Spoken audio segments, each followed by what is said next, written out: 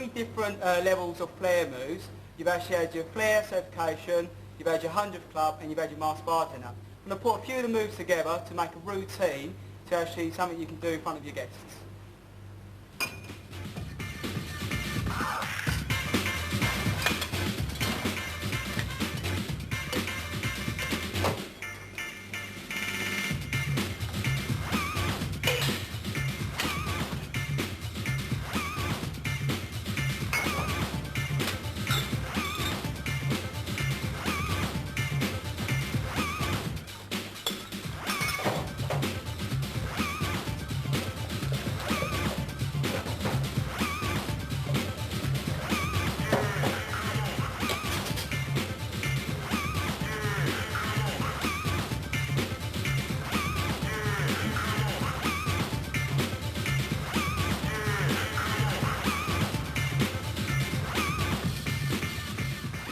This concludes the 12 moves required as part of Master Bartender certification.